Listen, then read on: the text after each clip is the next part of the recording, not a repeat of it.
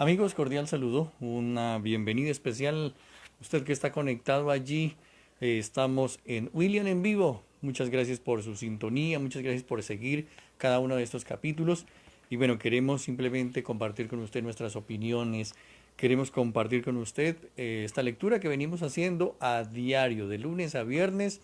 Antes lo estábamos haciendo a las 8 de la noche, ahora lo hacemos a las 9:30. Esto en razón a que nos han solicitado el cambio de horario. Y bueno, por supuesto que hemos atendido, ustedes son los que mandan, así que claro que sí, muchas gracias por esta sintonía. Estamos leyendo el libro Adornando Tumbas, también haciendo de pronto uno que otro comentario, uno que otro análisis. Adornando Tumbas y Matando Profetas de Jesús Adrián Romero. Jesús Adrián Romero, sí, el mismo cantante, líder de alabanza, músico, pastor en Monterrey, México, y bueno, ahora es escritor también. Vamos a seguir leyendo, ya hemos leído los 9 primeros capítulos, hoy corresponde el número 10. Si usted se perdió los capítulos anteriores, bueno, simplemente ahí en Facebook, también en YouTube, William en vivo, los puede encontrar y los puede ponerse al día simplemente.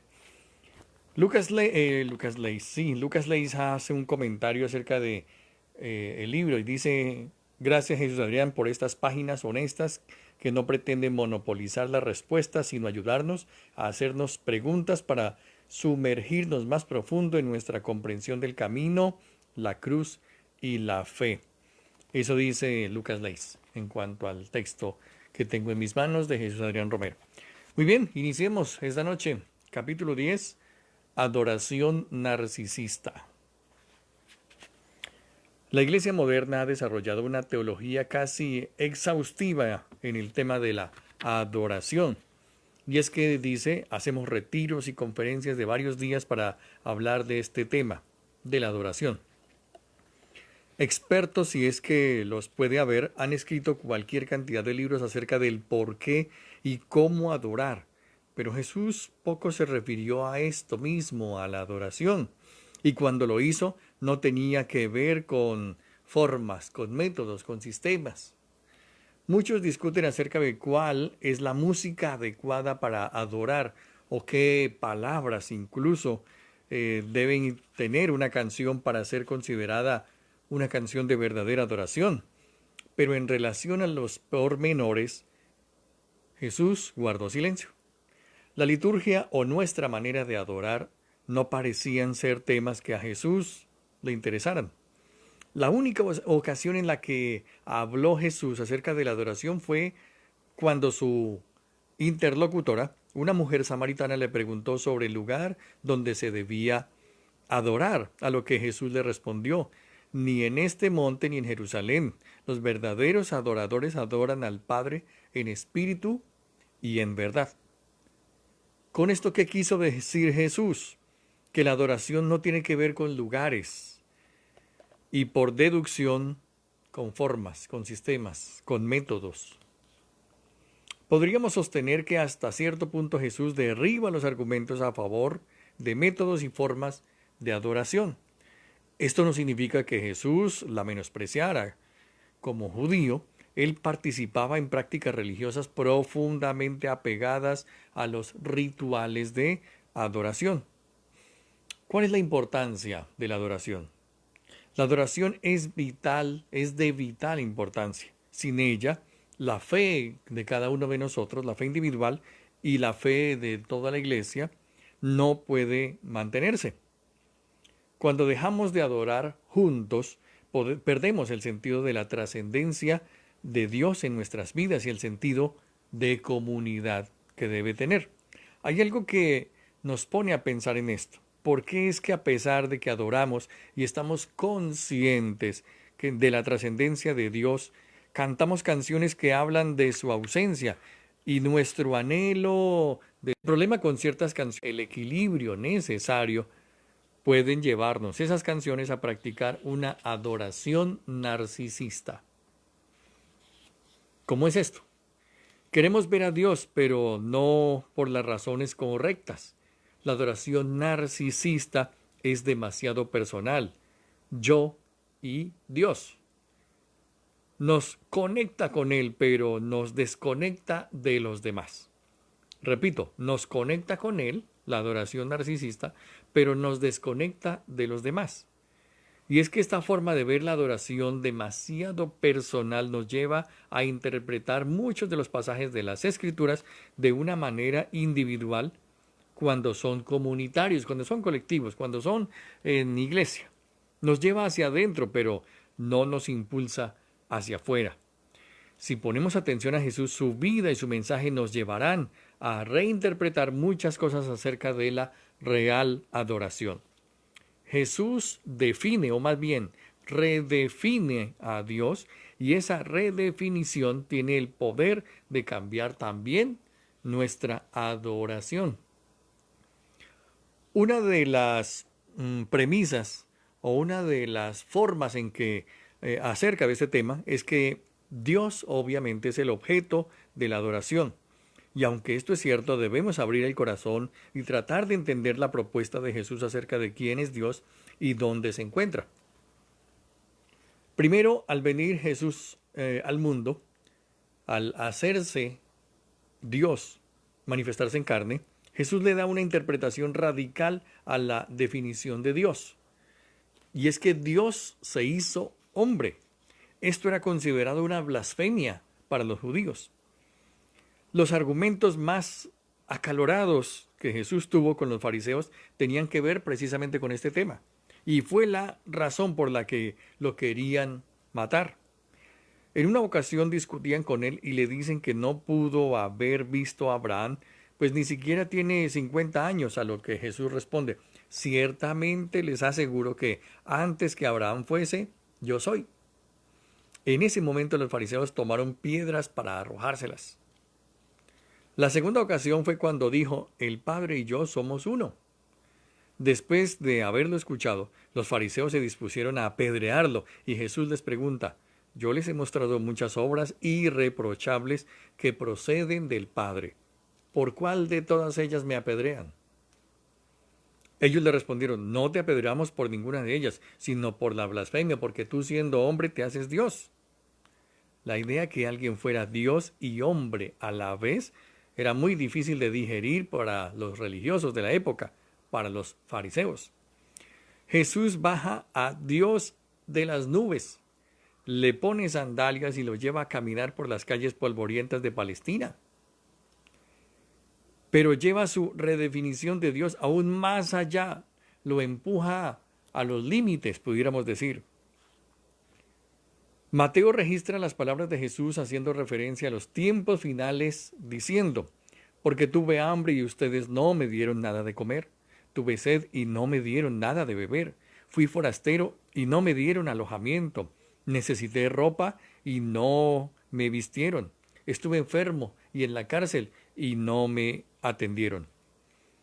Estas palabras confunden a los oyentes de esa parábola y preguntan: Señor, pero ¿cuándo te vimos hambriento o sediento, o como forastero o necesitado de ropa, o enfermo o en la cárcel y no te ayudamos? ¿Cuándo pasó eso? Y Jesús le responde: les aseguro que todo lo que hicieron por uno de mis hermanos, aún por el más pequeño, lo hicieron por mí. Este es el mensaje ultra radical de Jesús. Jesús baja a Dios de las nubes y lo pone entre ellos. Y aún más, lo pone en la comunidad de ellos. La pregunta ¿dónde está Dios? Esa interrogante que persigue y que también obsesiona a personas, entre comillas, espirituales, ese cuestionamiento que nos hacemos de nuestros tiempos de adoración cuando le pedimos ver su rostro, cuando le pedimos oír su voz, es contestada de una manera tan llana, de una manera tan simple, que preferimos simplemente evadirla. Después de 2000 años incluso, esta es la hora que todavía la seguimos evadiendo. Jesús aterriza la definición de Dios, la baja de las nubes, la separa de la adoración narcisista y la dirige hacia nuestro prójimo. El Dios que buscamos en el templo, ese mismo al que le cantamos en nuestras reuniones, aquel alrededor del cual hemos armado liturgias y rituales y métodos de adoración puede ser encontrado en la cárcel, en un hospital, en un niño de la calle, en el rostro de mi hermano. Ver tu rostro es como ver a Dios mismo, le dijo Jacob a su hermano Esaú después de haber estado separado y en pleito con él por muchos años. El mensaje radical de Jesús es que cada vez que hacemos algo por los menos favorecidos, por los marginados, por los desamparados, por los necesitados, estamos entrando en el terreno de la adoración, porque lo hacemos por Él, incluso en su nombre. La adoración, en cambio, narcisista, la que en miles de casos ha perpetuado, ¿qué cosa? La injusticia, el racismo, la esclavitud y las guerras. Esta redefinición o este concepto nuevo de Dios en Jesús nos lleva a entender el énfasis tan marcado del Hijo de Dios en el Sermón del Monte cuando nos dice, si traes tu ofrenda al altar, es decir, si vienes a adorar, y allí te acuerdas de que tu hermano tiene algo contra ti, deja ahí tu ofrenda delante del altar y ve corriendo y reconcíliate con tu hermano. Interesante, ¿verdad? La comunidad entonces es el objeto de la adoración. En este sentido, el objeto de la adoración es la comunidad, es el grupo, es el barrio, es la localidad, es la colonia, es donde estamos. No adoramos la comunidad, obviamente, pero la adoración nos lleva a fomentar esa comunidad. El objeto de la adoración es el prójimo. Hay gente que se pronuncia en contra de canciones que no son dirigidas a Dios y dicen apasionadamente que esto no puede ser, que Él es celoso, Dios es celoso y no quiere que nadie más sea honrado de esta manera. Lo hemos oído muchas veces. Me imagino a Dios preguntando, ¿en serio? ¿De eso creen ustedes que se trata el Evangelio? Como ya vimos anteriormente, Jesús viene de un lugar donde no hay competencia, no hay rivalidad, mucho menos celos y menos egoísmo. Él viene de una comunidad diferente. Él viene del cielo donde los ángeles le adoran y le dicen santo, se aman, se honran y se dan mutua deferencia. La realidad es que le hemos transferido nuestro egoísmo a Dios y lo hacemos verse como narcisista. Ese no es el Jesús de los evangelios. La verdadera adoración, para usar una frase favorita de la que hablan, de los que hablan de esto, nos liga, nos llega al mundo y a sus necesidades. Es el momento más intenso de la visión que Isaías tiene del templo cuando los serafines están diciendo santo, santo, santo, que escucha la voz. ¿A quién enviaremos y quién irá por nosotros? Y él responde afanosamente, heme aquí, envíame a mí. Si la adoración no provoca estas respuestas en nosotros, nuestra adoración es narcisista. La verdadera adoración nos saca del mundo, nos lleva a Él. Lo repito, la verdadera adoración no nos margina del mundo, no nos saca del mundo, nos lleva a Él. La verdadera adoración nos torna en contra no nos torna en contra del mundo, sino a su favor. ¿Será que estamos buscando a Dios en el lugar equivocado? ¿Será que tenemos que buscarlo en dos lugares, en el templo y fuera de él? Lamentablemente nos hemos encerrado en cuatro paredes. Incluso una mujer como la Madre Teresa decía que en las mañanas hablaba con Jesús y después salía a buscarlo en las calles. Hay que aprender. ¿Será que nuestro clamor por ver a Dios más claramente es un clamor por acercarnos a los necesitados? Sugiero que muchas de las canciones que cantamos acerca de anhelar a Dios y su presencia tendrían respuesta si buscáramos a Jesús en los necesitados. Sin justicia social, la adoración es un ejercicio vano. es solo religiosidad. De hecho, la adoración que no nos lleva a la justicia social, a Dios le repugna. El profeta Isaías transmite ese sentimiento cuando dijo: cuando levantan sus manos, yo aparto de ustedes mis ojos. Aunque multipliquen sus oraciones, no las escucharé, pues tienen las manos llenas de sangre. Dejen de hacer el mal, aprendan a hacer el bien, busquen la justicia y reprendan al opresor. Aboguen por el huérfano, defiendan a la viuda. Es momento que aprendamos. Nuestra falta de preocupación por la justicia social hace que nuestra adoración sea completamente nula. La razón por la que no nos preocupamos por los demás, como deberíamos, en parte tiene su origen en nuestra adoración de asalariados, entre comillas. ¿Cómo así? Adoramos pensando que adoramos pensando en nuestro beneficio personal, en nuestra comodidad. El vivir ensimismados nos convierte en asalariados, es decir, a quien se les da un pago, en personas que solo buscan su bienestar propio sin preocuparse por los demás. Antes de la Reforma Protestante, se creía que nosotros teníamos que pagar por nuestra salvación a través de las obras. Después aprendimos que es imposible pagar por ella, porque es un regalo de Dios, es por gracia y por fe. Y esto llevó a muchos a vivir un cristianismo sin responsabilidad social y a muchas iglesias a apartarse de las comunidades en las que estaban y a juzgar a los demás. La actitud siguiente es: soy un pobre, soy un desprovisto, no tengo nada, necesito que me extiendan una mano, que resuelvan mis problemas. Cuando vivimos así, nunca pensamos en los demás, obviamente. El apóstol Santiago habló en contra de esto cuando dijo: ¿de qué aprovechará si alguno dice que tiene fe y no tiene obras? ¿Podrá la fe salvarle? Y si un hermano o una hermana están desnudos y tienen necesidad del mantenimiento de cada día, y alguno de ustedes le dice: vaya en paz, caliéntense y sáciense, pero no les dan las cosas que son necesarias para el cuerpo, ¿de qué aprovecha? Así también la fe, si no tiene obras, es muerta en sí misma. La fe sin obras es muerta.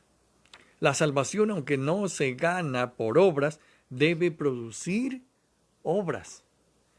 Se ha sugerido en el pasado que la primera reforma fue de creencias y la nueva reforma tendrá que ver con obras y justicia social. Cuando hablamos de justicia social, hay muchas personas que dicen: no, que lo haga el gobierno. No, nos corresponde a nosotros. La resistencia a esa nueva reforma se ve muy marcada en los esfuerzos de las personas que están allí, en luchar por la verdad. Entre más nos enfocamos en las creencias, menos lo haremos en los demás. La teología mala es como la pornografía, la imaginación de una relación real sin el riesgo de una. Abraham Joshua Heschel argumenta que nuestro sentido de justicia es una clara evidencia que fuimos creados a la imagen de Dios. Estos son rasgos humanos de los que no nos podemos escapar. Lo tenemos en nuestro ADN y traemos adoración a Dios en obras de justicia. La adoración termina convirtiéndonos en personas que se lanzan a favor de los necesitados, de los afligidos, de los menesterosos. Profética en el sentido que nos incomoda y nos lleva al mundo. ¿Será que el carácter de Dios creciente lo ha llevado a lugares donde nosotros no estamos y a los que no nos gusta ir? Tal vez la verdadera adoración solo toma lugar cuando nos saca de Jerusalén, es decir, de la iglesia, de la institución, y nos lleva a las aldeas, a los pueblos, a las personas que están marginadas, a los necesitados. ¿No fue eso lo que hizo Jesús? Esto es Adornando tumbas, matando profetas. Y matando profetas estamos hablando acerca de acabar con esos conceptos mentales que lamentablemente aprendimos, pero aprendimos mal. Y es necesario redefinirlos, reaprenderlos. O mejor, desaprenderlos, casi que borrarlos y volverlos a aprender. Esto es lo que queremos hacer básicamente con este tipo de lecturas, de análisis y de opinión que también estamos colocando junto con la lectura de este libro Adornando Tumbas. Un placer, un servidor, William Delgado Gil. Mañana, recuerden, 9:30 de la noche, en vivo y en directo en este Facebook Live. También en YouTube, también en Instagram, también en Twitter nos puede encontrar. William en vivo, William en vivo. Muchas gracias, un servidor, muchas bendiciones del Señor. Feliz descanso.